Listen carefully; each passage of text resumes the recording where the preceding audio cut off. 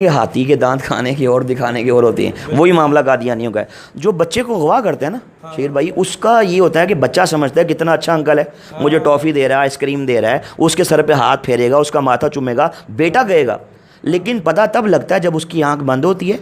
اور وہ اپنے ماں باپ کے جرمٹ سے نکل کے وہ ہزاروں میل دور کہیں جا کے وہ وہاں جناب وہ پہنچتا ہے۔ ٹھیک ہے، یہی کام قادیانیت کا ہے۔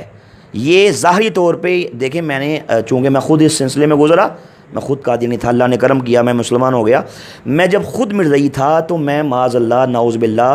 ایک تو اسلام دشمنی کے بارے میں میرے دل میں تھا، مجھے بتایا جاتا تھا کہ ہم نے پوری دنیا کے اندر احمدیت کا جھنڈا لہرانا ہے، یہ خود کو احمدی کہتے ہیں، ہمیں غیر احمدی کہتے ہیں، اور اسلام معاذ اللہ مٹے گا، تباہ و برباد ہوگا۔ اور یہ ہم سے کہتے تھے کہ تم ظاہری طور پہ مسلمانوں سے محبت سے ملو، پیار سے ملو، اعلیٰ اخلاق پیش کرو، دلوں میں نفرت رکھو۔ اب مجھے بتائیں شہیر بھائی، جس مذہب کی بیس میں منافقت ہے کہ آپ ظاہری طور پہ محبت سے ملنا ہے بھائی لیکن دل میں نفرت۔ میں چھوٹا تھا، میرے گھر میں ایک دفعہ مہمان آئے میرے دادا ابو سے ملنے کے لیے، تو دادا نے کہا کہ جاؤ دادی سے کہو کہ شربت بنائے اور یہ بتانا کہ غیر احمدی آیا، یعنی کہ مسلمان آیا، اور مجھے کہا کہ کہنا وہ بھی شامل کرنا ہے۔ اب میں اس وقت 6-7 سال، میری عمر چھوٹا تھا، ذہن میں میرے کئی شکوک و شبہات، کئی سوال اٹھے۔ میں نے دادی سے آئے کہا کہ دادا ابو نے کہا کہ ایک مسلمان مہمان ملنے آیا ہے، شربت بنائیں اور اس میں وہ بھی شامل کریں۔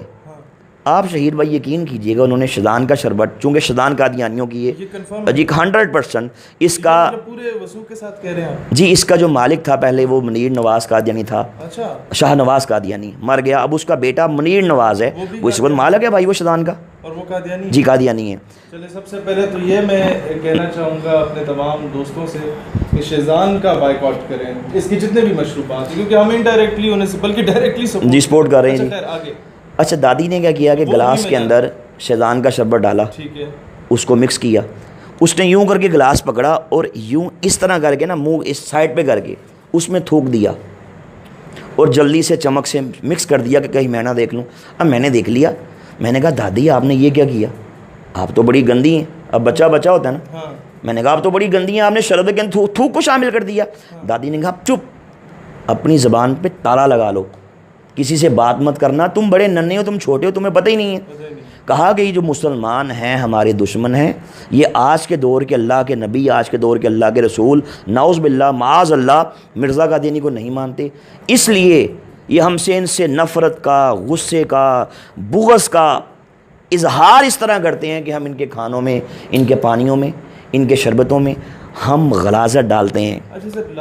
ہم پیشاب کے قطرے شامل کرتے ہیں معاذ اللہ۔ اچھا جی، جب کوئی مسلمان ہمارے گھر میں آئے ہم اس کے کھانے میں یہ ڈالتے ہیں، یا ہم کسی مسلمان کو یہ بھیجیں۔ اچھا، کہیں فوتگی ہو جاتی ہے کسی گاؤں میں تو جو بڑا رائل فیملی سے تعلق رکھتا ہے قادیانی، وہ ایک سمپتھی گین کرنے کے لیے اپنے گھر سے روٹیاں بھجواتا ہے ساروں کے لیے، جی جی، وہ بھی یہی کام کرتا ہے؟ یقیناً کرتا ہے جی، میں نے کی۔ دیکھیں، ہمیں کہا جاتا تھا کہ مسلمانوں سے اس طریقے سے نفرت کا اظہار یوں کرنا ہے،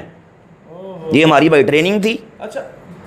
یہ بات درست ہے کہ فورن فنڈنگ ہوتی ہے ان لوگوں کو، اور اگر ہوتی ہے تو کیا مقاصد کیا ہیں؟ سر دیکھیں، بات یہ ہے کہ چونکہ یہ برطانوی سامراج نے اس فتنے کی بنیاد رکھی، آپ مرزا قادیانی کی کتابیں پڑھ لیں، میں نے اپنی کتاب کے اندر پورا ایک چیپٹر ہے جو مرزائیت کو، جو انگریز نے کس طرح پیدا کیا، برطانوی سامراج نے کس طرح اپنے سیاسی مقاصد کے حصول کے لیے عشق رسول کی چنگاری کو مسلم کے سینے سے نکالنے کے لیے، جہاد کو ختم کرنے کے لیے معاذ اللہ، اس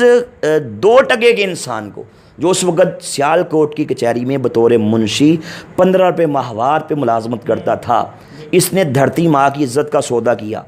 اس نے اسلام کی عزت کا سودا کیا۔ اس کو آپ اب اگر پڑھیں نا WW ہنٹر، آپ اس کی رپورٹ پڑھ لیں،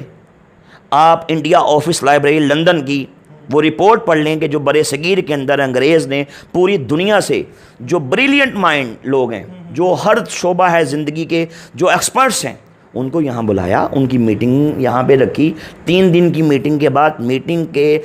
صدر نے، پریزیڈنٹ نے فیصلہ یہ دیا، اس نے کہا کہ بھائی آپ کو جعلی نبی کھڑا کرنا ہوگا۔ وہاں سے اس کی بنیاد چلی، اور لوگ ان پڑھ تھے جی، ان پڑھ تھے، تو آپ اسلام کے پیرلل اس کو کھڑا کریں گے، یعنی کہ یہ نہیں کہے گا کہ بھائی میں عیسائی ہوں، میں بدھسٹ ہوں، میں سکھ ہوں، میں دہریہ ہوں، کبھی نہیں کہے گا، یہ کہے گا بھائی مسلم ہوں، مسلم خود کو کہہ کے ایک ہاتھ میں قرآن پر دیا، ایک ہاتھ میں حدیث دی، چہرے پہ داڑھی سجائی، اس کائنات کے بدترین کافر کو